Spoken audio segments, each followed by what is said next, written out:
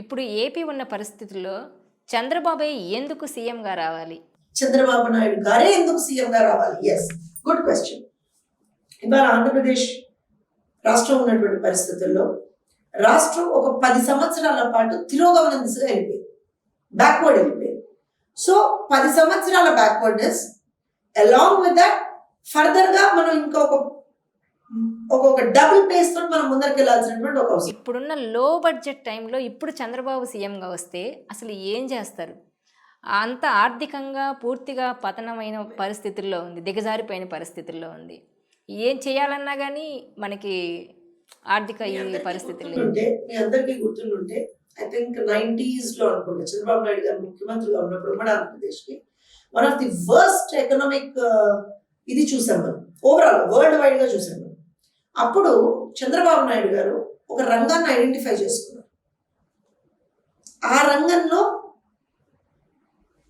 ఏ రకంగా మనం ఆదాయ వనరులను పెంచవచ్చు, ఆ రంగం ద్వారా ఆ రంగంలో ఎలా ఇన్వెస్ట్మెంట్స్ ని మనం తీసుకురావచ్చు, ఫస్ట్ మూవర్ అడ్వాంటేజ్ ఎలా తీసుకోవచ్చు, మనం పెట్టుబడులు తీసుకురావాలి. ఇవన్నీ తీసుకొచ్చి ఆ రోజున ఒక సంపద సృష్టి చేశారా లేదా చంద్రబాబు నాయుడు గారు?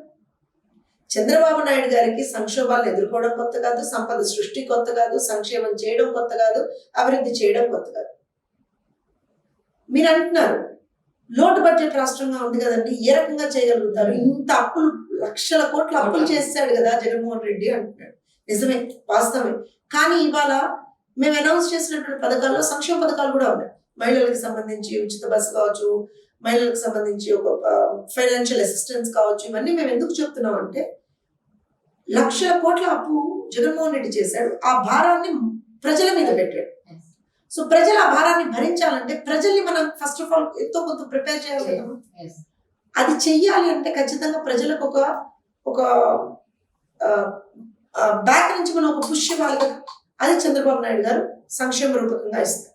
దాంతో పాటుగా చంద్రబాబు నాయుడు గారు అంటే ఒక బ్రాండ్, ఒక ఇమేజ్ ఉంది, ఒక భరోసా ఉంది. కంపెనీలు పెడతారు, ఇన్వెస్ట్మెంట్స్ వస్తాయి.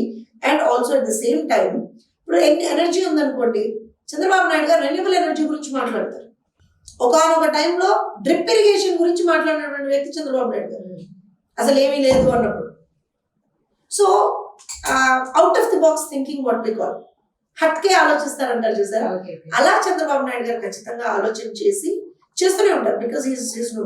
అండ్ ఇంకోటమ్మా, ఇవాళ రాష్ట్రం ఉన్న పరిస్థితుల్లో ఒక అనుభవజ్ఞుడు, ఆల్రెడీ రిజల్ట్స్ చూపించినటువంటి నాయుడు చంద్రబాబు నాయుడు గారు ఆల్రెడీ ఎన్నో సందర్భాలు ఉమ్మడి ఆంధ్రప్రదేశ్లో చూసాం. అలానే లోటు బడ్జెట్ రాష్ట్రంగా అప్పుడే పుట్టినటువంటి ఒక బిడ్డగా ఉన్నటువంటి ఆంధ్రప్రదేశ్ రాష్ట్రాన్ని కూడా ఏ రకంగా 5 సంవత్సరాల్లో ఒక స్థాయికి తీసుకొచ్చారని చూసాం కదా. So he's got a proven track record.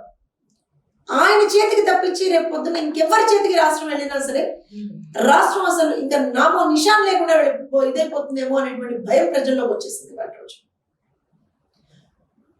వాస్తవం మాట్లాడితే ఇది చాలా పెద్ద ఒక బాధ్యత చంద్రబాబు నాయుడు గారి మీద, కానీ ఆయన మాత్రమే దాన్ని సమర్థవంతంగా చేయగలుగుతారు. ఈ వీడియో మీకు నచ్చినట్లయితే please share, like and subscribe R24 Telugu.